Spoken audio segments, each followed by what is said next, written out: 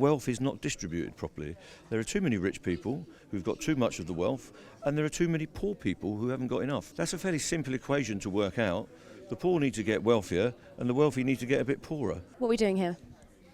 What we're doing here is we're at the TUC. This morning Keir Starmer's going to speak. We've had Anne-Marie Trevelyan's latest message that she's going to oppress railway workers and conscript us into helping the employer break her own strike. And we've got chaos at Westminster, so who knows what's going to happen next. What does the chaos at Westminster feel like to your members?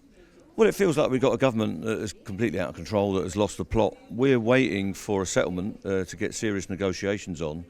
The employers have told me on Friday they cannot make an offer because they've not met this Secretary of State, and therefore they cannot change their position. She gives them the mandate for what they can say and do at the negotiating table. She hasn't met with them. She's met with me, but not with the employers.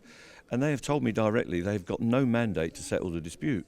And while that's going on, they're being paid £30 million a day every time we go on strike. So they've got no motivation and no means to settle the dispute. You were quite hopeful when Anne-Marie first got in. What do you make of her now? I'm always hopeful, but she's good cop, bad cop, but on two different sides of the one face. So she told us that we're a family, that we are all going to have a settlement, we've got to work together at the table, which is fine. And in the next week, she's going to conscript workers into going to work during lawful disputes, which is a complete suppression of human rights and the right to strike. I'm sure it's illegal. I think it's against the International Labour Convention. It's probably against the Human Rights Act.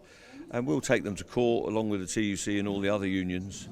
And we want to support the British people. They cannot have their freedoms and privileges as free people suppressed in this way.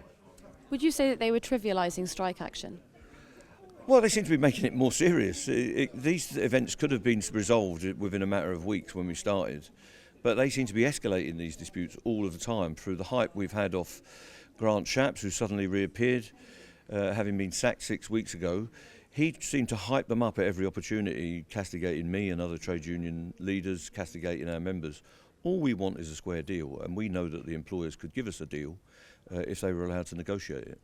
Just looking at all of the chaos that ensued last night, what does that mean, Westminster chaos, to your members, people right now who are struggling with their salaries? What does it mean to them? Well, I think the country has the right to expect serious politicians. Even if you don't agree with everything that a particular government's doing, they've got to conduct themselves with a bit of professionalism and dignity.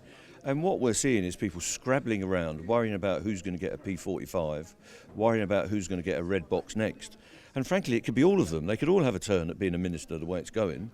But it's just a ridiculous situation. There is a clear difference now between the opposition and the government. We need a general election. They need to sort out who their leader is, the Conservatives. They need to put that leader in front of the public in an election, and they need to let us make the choice as the voting people of Britain about who we want to govern us. Do you think that this government takes pensioners more seriously than workers? Well, they have got this cliche that pensioners need to be looked after in a way that workers don't. But pensioners are workers as well. They're just living on their deferred wages. A lot of pensioners are angry about the way this country is governed. We want the triple lock to be enforced, but we want workers who are creating the wealth that pays those pensions to be treated properly as well. The problem in this country is that wealth is not distributed properly. There are too many rich people who've got too much of the wealth, and there are too many poor people who haven't got enough. That's a fairly simple equation to work out. The poor need to get wealthier, and the wealthy need to get a bit poorer, and then we'll have a more balanced society. They've announced that they're ending the cap in April on energy bills. Have your members spoken to you about that at all? Well, we haven't had a chance. Our members will be as worried as anyone else how they pay their bills. Most of our people have not had a pay rise for 3 years. That's part of what this dispute is about. But you've got to have a job to get a pay rise. So we want to secure their jobs with decent conditions and a decent pay deal.